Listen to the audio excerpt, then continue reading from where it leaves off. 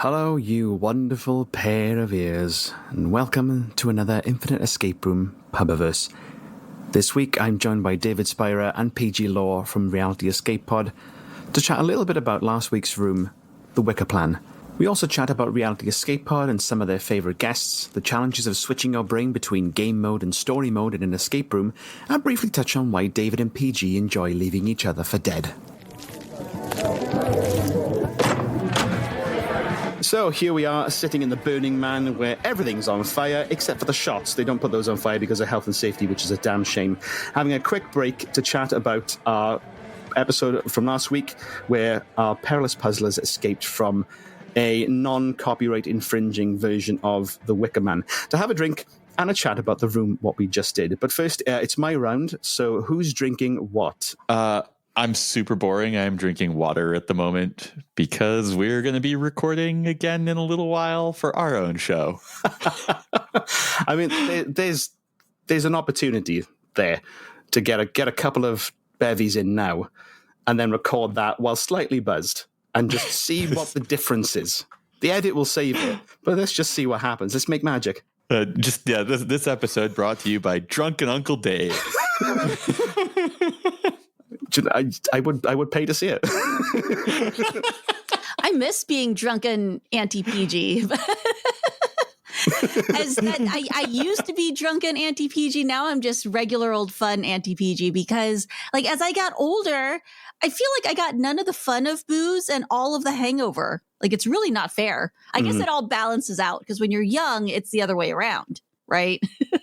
Yeah, I mean, plus you have a dog son now, so there's responsibility there. That's true. I'm a mother, so I got to be responsible. Yeah. Check out last week's episode to find out how that makes sense. But why you listen to the pub episode if you haven't listened to the previous one? Go back and listen to that one first. Plus, I suppose it's also 2:00 in the afternoon where you guys are. For me, at least. Yeah, something like that.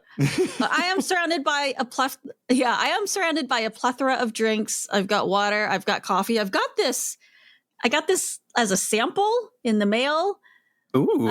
It's disgusting. I'm sorry. Your sample didn't work. It's way too What is it? Canada Dry Fruit Splash Zero Sugar. They're trying to get into the whole game of the sparkling waters with just like a scent of a fruit. It's like if the soda had a dream about being a fruit. That's what these LaCroix taste like.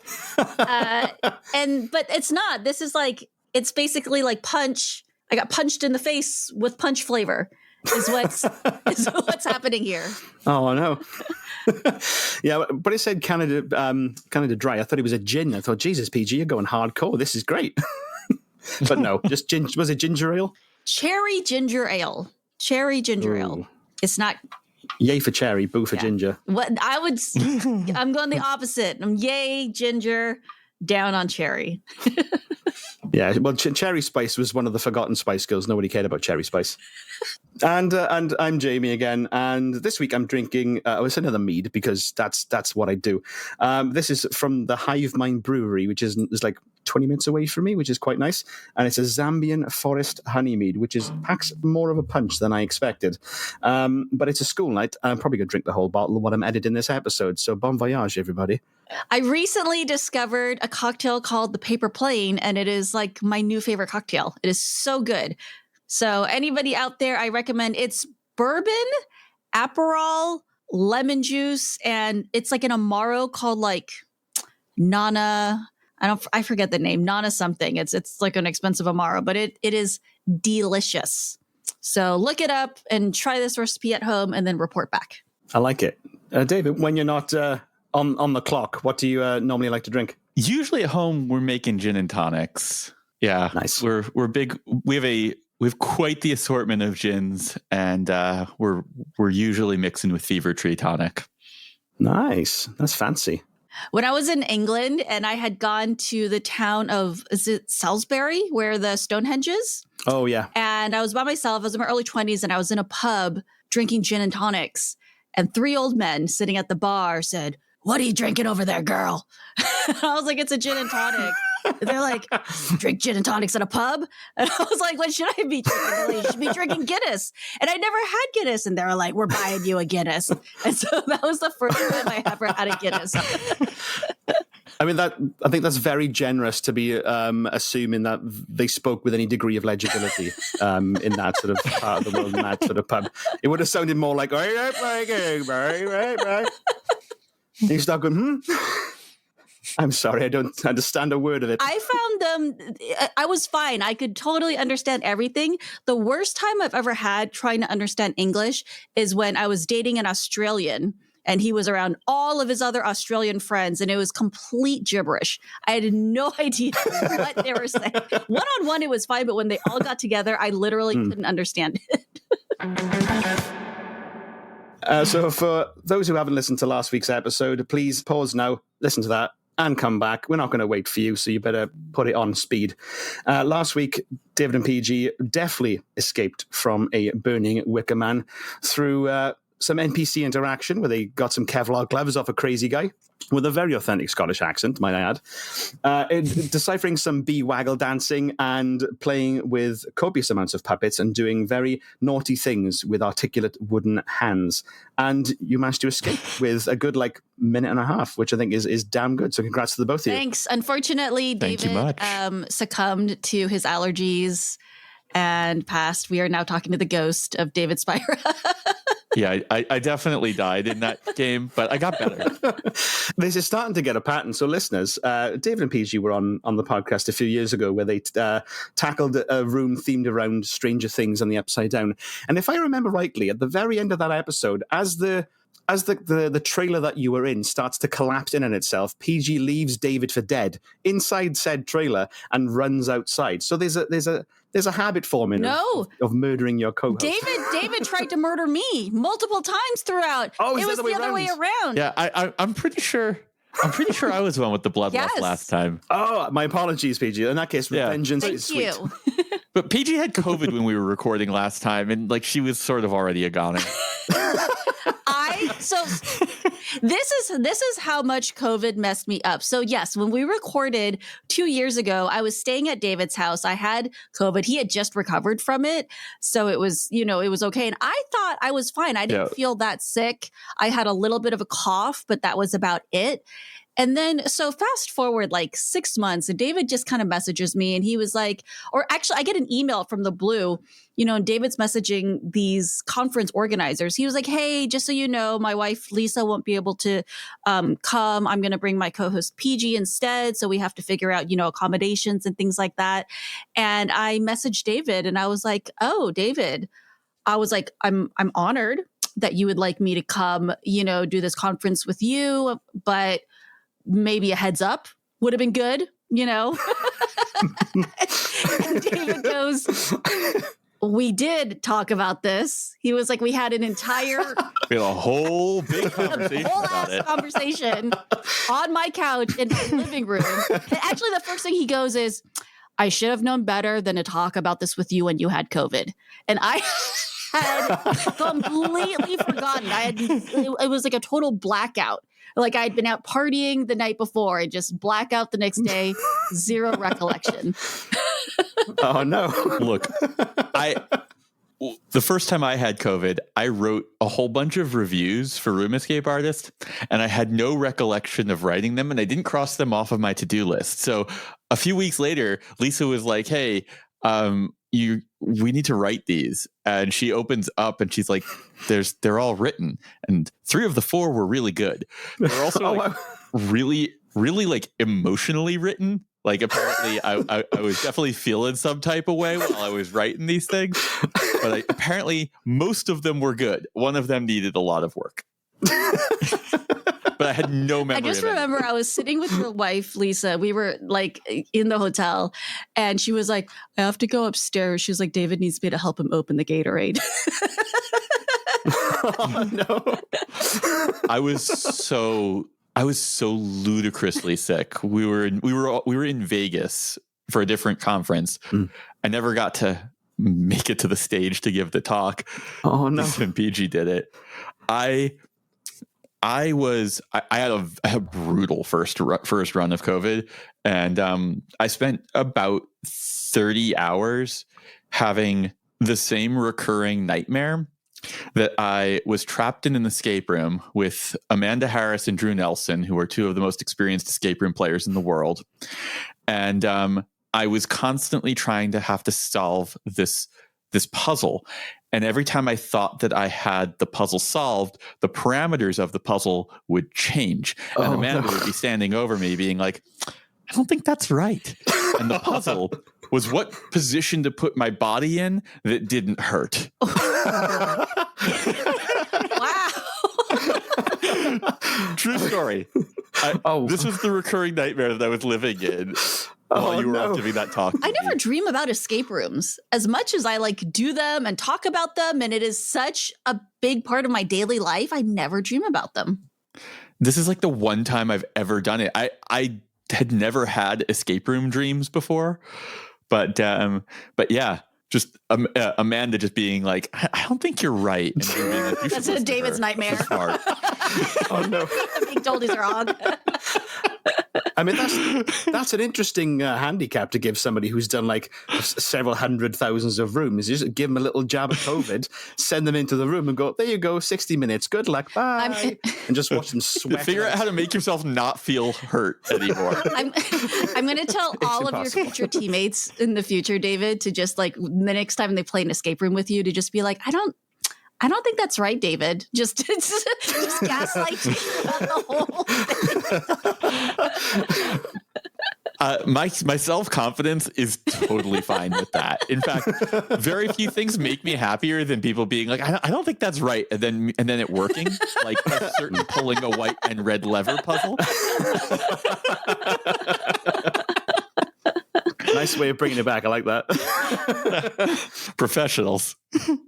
You went through that entire puzzle swiftly. Like it's obvious you guys are pros. You know what you're doing. You sensed that logic puzzle the instant the first clue came to you. What was interesting was that you did things in the reverse order to the way that I thought that you would do them. I figured, they'll start in the chest. They'll go to the head because that's the epicenter. They'll meet the NPC, which will see them like the sort of what they need to do, and then they'll go into the limbs. But then you went, no, let's go to the arms. That's interesting. And then you went everywhere. I was going to go to the head first, then David just jumped in. I was like, I'm along for the ride. Let's do it. So you got most of the way to getting that heart gem puzzle solved without ever needing to interact with that guy at the top. Luckily, you needed him for the gloves. Thankfully, it's funny. Like, I just figured that the head was going to give us a whole bunch of information, and I just kind of wanted to map out the space. That's my approach with spoken word games has always been to just sort of make your map, and as you go, if you find good correlations, just attack them immediately. And so I wrote down red and white with glass, and then as soon we went to the right, the long arm, and there was the white lever, and I was like, okay, white, that's interesting. And we went to the left arm, and it was red, and I was like, okay, we have a match. Let's just see if we can put check marks next to these and not have to think about them anymore. I'm the opposite. I have a tendency to and I do this even in physical escape rooms too, where I want to explore everything and have all of the information before I start messing with stuff, just to kind of see everything all together. So like when you started pulling levers before we did the head, I started getting a little like, I got to sit up, but I get the same way in escape rooms too. I get mad. People start solving puzzles before we've looked, in every Let's see what's there I'm first. like, stop it. But I also think about like from the listener experience, like I want there to be forward momentum for the listener as we're going. I don't want them to have to listen to 15 minutes of us like, copiously taking notes as we are like studying the space. You're like, ooh, very interesting. Yes. No, that's totally fair. Like I've heard like it's so boring. Like I explore everything and then all of a sudden I solve it all in like 10 minutes. Like after ridiculously. I mean, I agree, David. That is probably a more interesting way for the listeners than the way I do it. I mean, it's good that you're thinking of that experience, because usually when I do these recordings, all that's going through my mind is crippling fear and panic that I've missed something out, or that the audio won't work, or that the puzzle's too hard, or it's not hard enough. So I'm glad that somebody's thinking of the listeners. the first time that Lisa and I were going on a show like this was the first time we went on Escape This Podcast. And before that, they were in their second season. We were on the season finale of their second season. And Lisa and I are very much homework doers. And we both, we took alternating episodes and we both listened to the entire run of the show. And we were both taking notes on what we felt made for a good guest or a bad guest. And too much. On a show They're like this. so extra. Yeah, we are. But what we had concluded from that was just really simply that like the good episodes were guests that were good at solving the puzzles and were entertaining while they did it.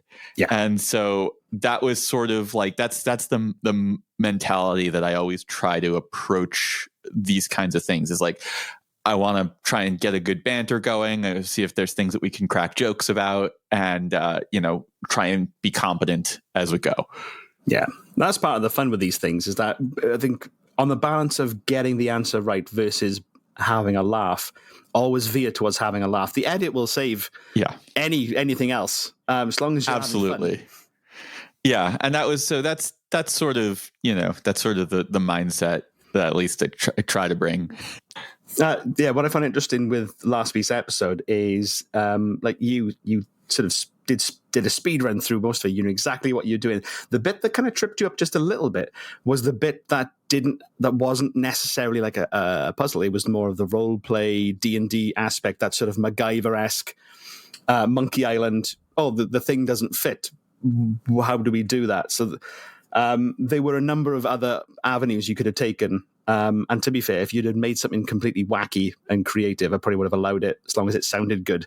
So, so what you did was wedge the gem into the heart cavity with a suitcase, which gave you enough time to run down to the arms and pull the levers to lock the glass in place. That was one of the options that I'd written down.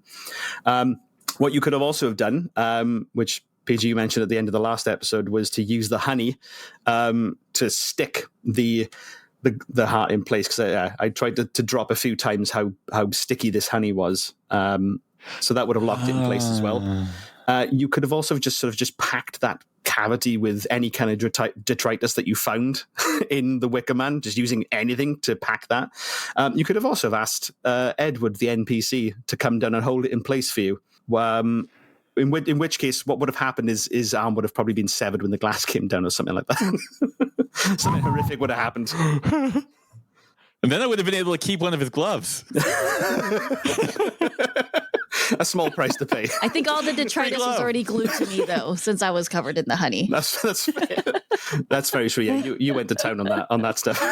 This is one of the things for me, though, that like sometimes I can't tell if we are supposed to do something weird with environmental things that we find, or if there is some kind of puzzle and it's like, I don't want to break whatever's working. Or, actually what I do a lot generally is I joke around and I'm like, I'm going to take the honey and use it to feed the bee, and then sometimes it ends up being the answer. And I can't tell if I've somehow found a loophole or I've messed up the puzzle. When David was like, I'm going to get the gloves and go get that heart. And I was like, well, do we just skip sequence, David? How are you? You happy now? We solved this in 5 minutes? Like,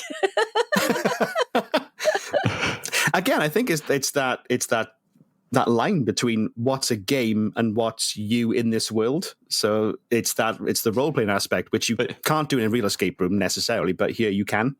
Yeah, I mean, I picked up on you very deliberately had said Kevlar gloves. And I was like, okay, Kevlar is, mighty durable. I bet I can go and reach into that fire with, for a moment with some Kevlar gloves. Like my assumption is that you didn't have to put that word there. You could have said cotton gloves. You could have said gloves. You could have said rubber gloves. Any number of modifiers could have been there, but you chose Kevlar, conveying that these things are really durable. I'm glad you're that perceptive and picked up on it. When I've done that in the past, it has not worked out. I've seeded things in and they just go, nope, no idea. I'm like, do you remember the thing that I've said 4 times? Oh, I know. I tuned that out. I don't listen to that. I tuned out Kevlar. That's just set dressing. I was like, I totally tuned it out. I was like, David, are you making up this thing about the Kevlar? I don't remember hearing that. I'm just making him yes and with me. That's what I thought. I was like, are you just like, oh, there's Kevlar gloves, right? Wink, you know? And it is a challenge with these kinds of formats is how much do you encourage people to play with the space and play with the environment and go, you're not in an escape room, you are in this environment for real. You can do whatever you want. And then on the fly, I need to be the one to either accept it or rein it in and go, that's not going to be the thing.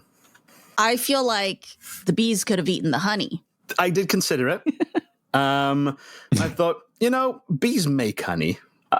Don't shit where you eat. They eat the flies. They literally eat their shit. That's exactly. That's literally what the honey's for.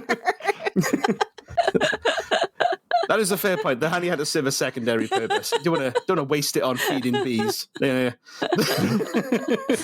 But yeah, like for me, listening for the modifiers is the thing that that's what I'm usually doing. And you did repeatedly lean on the stickiness of the honey, and that the stickiness was everywhere. And like in retrospect, I'm like, oh yeah, that was you were cluing that really thoroughly, and we were ignoring it very thoroughly. I didn't ignore it. What are you talking about, David? She's we hit the toe in it. We weren't ignoring it, but we weren't doing anything. We were using it. We for weren't a bit, doing anything constructive with it. Is what he wanted. Is what he's trying to politely say. I would say in some ways better. The bit is better than the solve. So it's good. Again, if it's a choice between being right and being silly, always lean towards being silly. It's much, much better that way. So yeah, this is based in a very subtle way, I would say, based on the film The Wicker Man. You wouldn't have known it if I hadn't have mentioned it. It was that subtle. What was the deal with Punchy? So the puppets that you had, Punch, Judy, Baby Sausages, Policeman, Crocodile, those are all part of a British puppet show called the Punch and Judy Show. It's been going on for centuries. It's a really old folklore tradition. There's elements of that in the film The Wicker Man, some of the costumes they wear, but it's like a seaside town performance thing, or like a village fete performance. But it's horrific. So you've got this guy Punch who beats and murders everybody. He constantly beats his wife, Judy. He sits on the baby and kills it. Him and the policeman tend to fight, and he murders the policeman. What usually happens is the crocodile eats the sausages and then tries to kill Punch and eat him. There's variations of it, but it's violent, and it's kids of all ages sit in front of us. Okay, but this is an old tradition. I mean, back in like Shakespearean times, this is what they would sideshows. They would be watching this during festivals and things like that, right? So this is what they had instead of soap operas and instead of horror movies and instead of dramas. They had Judy and Punch. That's fair. I mean, you compare that to like the grim fairy tales where like there's a story behind the violence of like, don't go into the woods, don't trust strangers. This is just welcome to Britain, where we just murder and beat everybody and we eat sausages. Come on in. That's basically how it plays it. The puppets that are in the Punch and Judy show, I'm just Googling this now. These are the same old German puppets that I grew up with, that my mom grew up with. And so my grandfather had built this beautiful puppet theater that had this like retracting curtain, and we would put on puppet shows using some of the exact puppets, like the what would definitely be politically incorrect now, the hobo puppet. Like, yeah, these are all like the puppets that I grew up with. Oh wow, which was like out of generation for me. Yeah. So like the Wicker Man and the Punch and Judy show, they're sort of smashing together of old British folklore and sort of folk horror merged together. There's a really good book by an author called Ben Aranovich called Rivers of London that looks at sort of British folklore mythology in a modern setting. It's been described as what would happen if Harry Potter grew up and joined the police force. It's that kind of vibe, but like an urban fantasy. But the plot of the main story involves Punch and Judy, and it is grim and it is violent, but it's such a good read. And it's sort of like a modern folk horror. Oh, okay, awesome. I got another series too. If anybody likes, you mentioned like a dark kind of like Hogwarts style book. The Scholomance series by Naomi Novik is really, really good. So again, it's about kids at like kind of a magical school, but it's super, super dark. It's excellent. The same author wrote a series called Temeraire, where it's about dragons. But imagine dragons as naval ships. So you're combining like naval warfare. And so because these dragons are huge, they're manned by like, all these like there's like a whole military branch that's manning these dragons, and they're running them just like they're running ships back in the old naval warfare days. And so that's kind of what these novels are about. And so that is excellent. It's the same author that wrote the Scholomance series, Naomi Novik. So, but yeah, Peih-Gee, you mentioned in the last episode the similarity with Midsummer. It's the same thing, just exchange rural Scotland / British horror with Sweden, and it's almost carbon copies, chop and change. Is the same kind of stuff. Yeah, in a weird happy coincidence, the code that you put into the 4-digit lock, the 7-3, that's 1973 was the year that The Wicker Man was released in the theaters. So it became an accidental anagram of the year of that release in the puzzle. I didn't realize The Wicker Man was so old. Like I'd heard of it, but I'd never seen it. I haven't seen Midsummer either. I've just been watching clips of it on TikTok. I think there've been a few different Wicker Man movies. Yeah, so 1973 was the first one with Christopher Lee as Lord Summerisle, who's amazing. Just Christopher Lee in general is incredible. Edward Woodward is a policeman who eventually becomes a sacrifice. Spoiler warning, but it's 1973. It's released a long time ago. Get over it. Jamie, you're spoiling movies. Darth Vader, get it, guys, is Luke Skywalker's father. No. You first. And they remade The Wicker Man then in the 2000s with Nicolas Cage in the lead role, and it's an awful film. But I would say that is Nicolas Cage at his most Nicolas Cagey. Yeah, but because Nicolas Cage is in it, it's a wonderful, wonderful film. So it depends on which side of that fence you sit on. I'm very much pro Nicolas Cage. Can do no wrong. All the bits that he's not in it are terrible. If you want to see Nicolas Cage drop kick somebody while dressed as a bear, The Wicker Man is the one for you. So yeah, that's the reason why there's bees in The Wicker Man is from the Nicolas Cage film. Bees are quite a big thing in there. And the NPC's name, Edward, is his character's name is Edward Malice in that, but it's also the actor who played him in the original as well. So that this shit goes deep. This is like an ogre. There's layers to it. I got to start watching. I used to hate scary movies and horror films. I was never into them. I only kind of got into horror once I started playing escape rooms. And I feel like now so many creators that I like their work, and they're inspired by so many things from horror movies, that I feel like I actually have to start going back and watching like the back catalog of famous horror flicks. I've never seen most of them. Nightmare on Elm Street, never saw the Halloween series. The only line from a horror movie I remember, I don't know why this is the one line, is from Carrie, where she goes, "They're not dirty pillows, Mama, they're breasts, and everybody has them." My friends and I used to say that to each other all the time growing up. So, one thing we like to do with these episodes is we like to cut little audio clips to put into the next episode as a sort of a previously on the Infinite Escape Room. I might just take that, and that'll be the only thing that gets put into the next episode. I think that's brilliant. It's just to confuse the living daylights out of the audience. But, huh? Wait, did the Infinite Escape Room launch their OnlyFans like they promised? Let's have a look. I mean, if you saw the numbers they were pulling, you might get tempted. Nobody wants to see that from us. Yeah, Nobody wants to see that. The pace to stop. There's an audience for everything. We don't want to interact with that audience. Trust me. No. That's not going to be good. Only puzzles. Yes.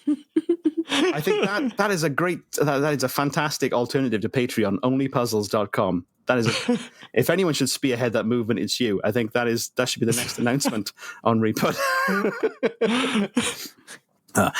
Speaking of REPOD, though, you're on, was it season 7? You're on now? We just launched season 7. Although that's amazing. It's like Survivor. So Survivor has like 47. They're on season 47, and it seems like a lot, and it is, but they do 2 seasons a year. So we also do 2 seasons a year. So it's not like it's been 7 years. It's been 3 because, but it's still, it's okay. Season 3.5 is still pretty good. It's still decent.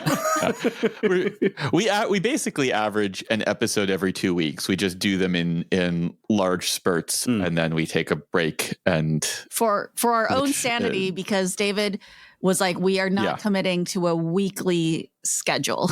Before we launched the show, I had spoken to a whole bunch of different podcasters, and one of the things that consistently they were telling me is that they were like, because I would ask, like, what do you regret about the format decisions that you made? And people would all say, like, everybody would say, I regret that I have a weekly show. I wish that I didn't commit myself to this like endless no breaks. If I want to take a break, I have to, record a whole bunch more, edit a whole bunch more, get myself that far ahead to take a break. I mean, we still do that. So, we record months in advance now because we have also learned our lesson, but at least there is like a 2-month period where there is that break, and we have time to catch up. Yeah. And we definitely, we were very like down to the wire for a long time. And then the last 2 seasons, we've been trying to like claw the production schedule back so that we're working way in advance. And like this season is the first season that we're really achieving that well. And my hope is that we will start production on season 8 considerably earlier. And then we should be in kind of a chill space. I think it took us a while to claw everything back far enough that we weren't like always running around with our hair on fire. Yeah. Chill. The words chill space and podcast production don't seem to go hand in hand, but I wish you all the best for that. We're working on it. We're gonna get there. Let us know your secrets. For the listeners that aren't aware of what REPOD is, which I very much doubt, the crossover is basically a circle in that Venn diagram. But just in case, what is REPOD?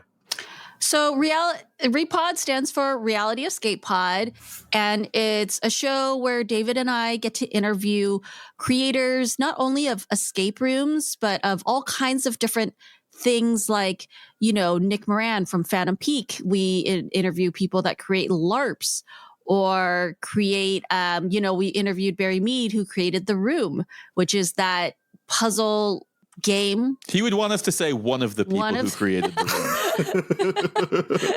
that game that you could get on Apple iOS on your phone or whatever. So we try to interview creators of different types of like gaming and immersive entertainment, interactive entertainment. And it's just been really fun. So that's our main show. We also do an after show for patrons, and we have something called the Spoilers Club. This is really cool. It's content that I don't think is really available anywhere else, where we have the creators of like famous escape rooms come on and they do a walkthrough. So, because so often it was like, we can't talk about spoilers. We can't talk about that really, really cool thing that happened in the escape room because you don't want to ruin it for anybody. And this is like the safe space where we're like, don't listen to this until you've played it, like the Dome, for example. And then we could talk about really in detail things that we liked. We haven't done an episode on the Dome. We have not done, but I'm just saying, for example, like a famous room that, most people have maybe heard of, right? So we've done like Man from Beyond by Strange Bird Immersive. We did an epic 2-part episode with them because Haley and Cameron Cooper are very giving, and they are also very thorough homework doers who really they sent us the entire script for the game in advance, and they were wow. we're gonna explore everything with you, and we did, and it was really cool to be able to do that. Oh, that's epic. I love it. We just did they also came back again because since Sleep No More in New York has announced that they're closing, and they're huge fans. They've gone like multiple times. So they were like, can we do one for Sleep No More where we kind of break it down, do a walkthrough, talk about what the experience is like? They just wanted to sit and talk about it, and kind of like their farewell love letter. And so it's really cool that we also have that in the Spoilers Club too, so that people who haven't gone can kind of maybe try to live through it a little bit. And for those who have gone like me and walked away still confused, it helped clarify a lot of things for me. I love it. I'm definitely the villain of that episode. I know more than I was. I thought I was going to be the villain. I love. I kind of gave you the opportunity to be the villain, and you didn't go for it. So I was like, all right, I'm doing it. I'm going to go for it. We were here to celebrate them with two people who were its biggest fans. Of all the guests that you've had, I'm not going to ask you to pick a favorite because that's not fair. Is there any guest that you've had that has surprised you in what they've said or sort of their approach to things? I would say almost every guest does in a weird way, even for all the research that I do on them. We have wonderful people. I would say that there's an episode that we've recorded recently, and this is probably a little bit of recency bias, but we interviewed a guy named Michael Boris, who's the creator of an experience called the 49 Boxes, and it's going to be one of the episodes in the middle of this of season 7. And Michael has worked on all sorts of things. He worked on a lot of the early ARGs with 42 Entertainment, the Dark Knight ARG, Why So Serious.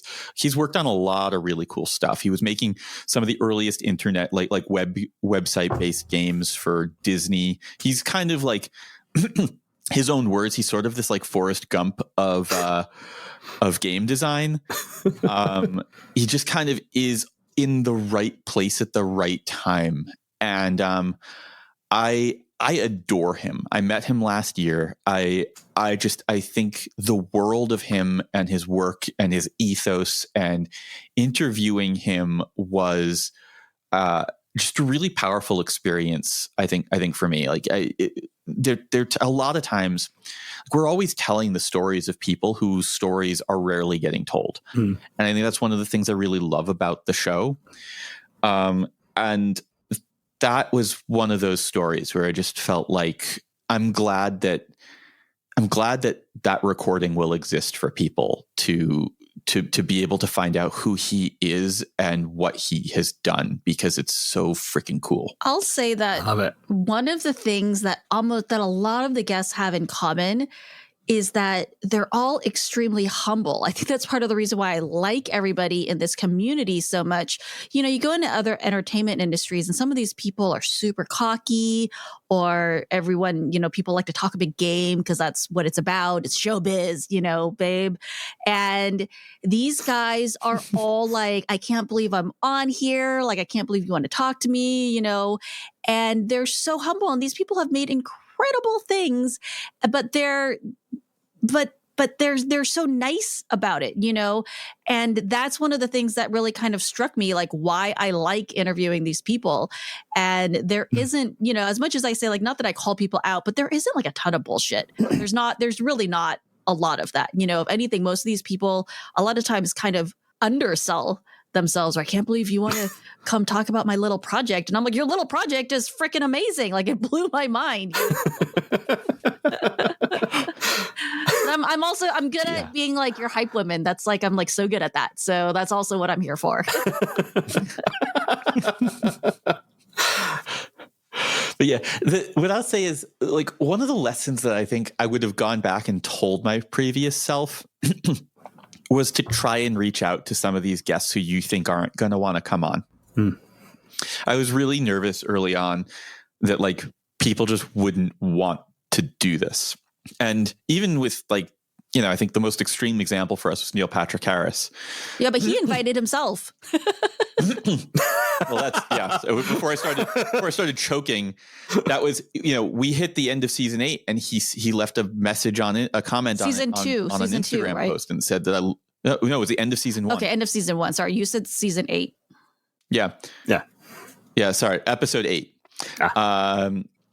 he left a comment on it, and we had no idea he had been listening. And that, I would say, the combination of in season 1 when Barry Mead said yes from Fireproof Games, from The Room, when Barry said yes, and then subsequently we had Neil on, and that went well. Like there was a world where we were terrible at this, and it didn't go well. And I think we emerged with a different level of confidence. And there's still some guests I would really love to get. Like there's one guest that I've sent probably 10 emails to, and I'm just going to keep sending. I keep wanting to get Roberta Williams, the creator of King's Quest. Oh, cool. I would, there's a whole bunch of people who've made like really seminal works in the puzzle gaming space. And I'm becoming increasingly aware of sort of their mortality, and also, I guess in a weird way, my own. And sort of like, there's a part of me that's sort of like, there's a window of time where we can interview these people, and if we don't get the opportunity to do it, it's never going to happen. And that is something that like I am increasingly aware of, as in recent seasons we've had some episodes with some guests who've been in the game for a lot longer than like your typical escape room folks. They've done things in other adjacent puzzle spaces, and we're getting their stories. And like there's a lot of like commonality of Games Magazine. Like a lot of them started off either reading Games Magazine or working at Games Magazine. And I'm like, okay, well, there's some stories here that I would really like to be able to capture and like figure out how do we unravel some of this stuff while the people are still around to tell us these stories. I do see that the barman at the Burning Man is currently on fire and is trying to usher us out of the pub whilst batting the flames away from his arm. So before we go, one thing we like to do is to go around the room and give a recommendation of something that we've seen, watched, listened to, played, experienced, that we think the audience should check out. Does anybody want to go first? I'm going to recommend a YouTube channel that currently only has 4 videos as of the time that we are recording this. It is called Bobby Fingers. It is a person who sculpts props, and I'm not going to tell you anything else. I'm just going to ask you, watch these videos, watch them from the first one forward. They are sublime. Do not do any research. Don't read the comments. Just watch Bobby Fingers.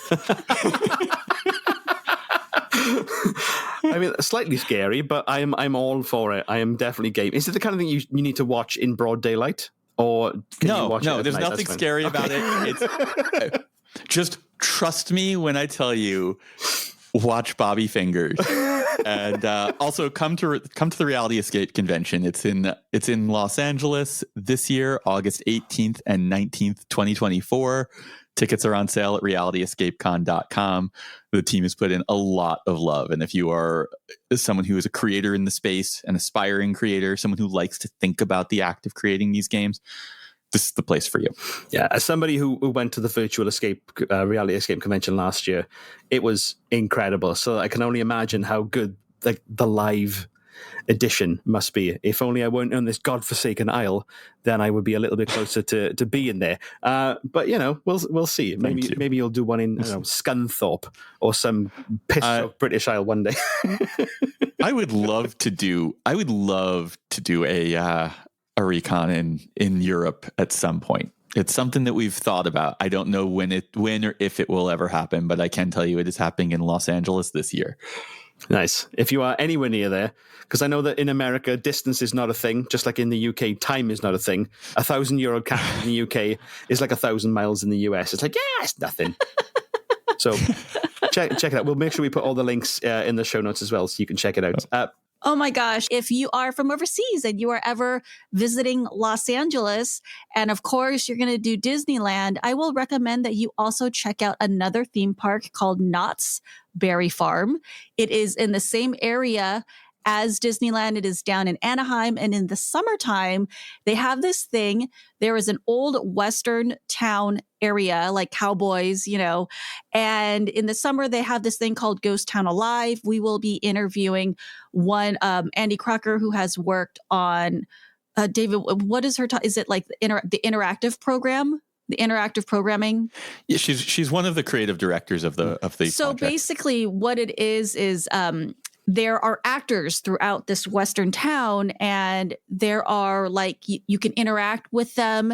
They can give you missions and quests and things like that. And it is just a blast. I think if you like theme parks, you can go on some roller coasters, go eat some funnel cakes. These are some really American pastimes. And you can go, interact and play around with with like cowboys and these old Western tropes and stories. And it's just really fun. It's a lot cheaper than Disneyland, and it's something different. We did an episode that was one of our special releases. I think it's called like theme parks. It's you'll look it up. You can look it up. It's called like theme park adventures or something like that. And I talk about cool. I talk about the our day spent there and how it works. And so that's kind of like a really fun time. Come visit us. I love it. Peih-Gee's big unhinged day at Ghost Town Alive in Knott's Berry Farm. I do see that the bar is currently self-immolating. But before we get thrown out into the night, for our listeners, please tell me where they can find you online. Easiest place to go is roomescapeartist.com. You'll be able to find links to the podcast, Reality Escape Pod. You'll be able to find links to the convention, Reality Escape Convention. It's all there. You can also find all of our socials there. That's the place to go, roomescapeartist.com. Oh, you can find me everywhere at Peih-Gee. That is Peihgee. I'm on Instagram, TikTok, Twitter, all the things. I mostly just exist as Room Escape Artist, and so you can find me wherever you find all that stuff. Yeah. Thank you so much for having us. This was a ton of fun. It has been a blast. But yes, so we will saunter out into the night as the barman screams, "Time, gentlemen, please," and shuts the bar as the whole building collapses, and we saunter into the night, patting away the smouldering embers on our clothes, and I treat you all to the wonder that is a British kebab as we trudge through the morning mist. We'll see you next time on the Infinite Escape Room, where we're escaping from a slightly singed Wicker Man on its way to the harbour. Good luck, John, with whatever the fuck that handover is. We'll see you next week. Bye-bye, everybody. Bye. Bye.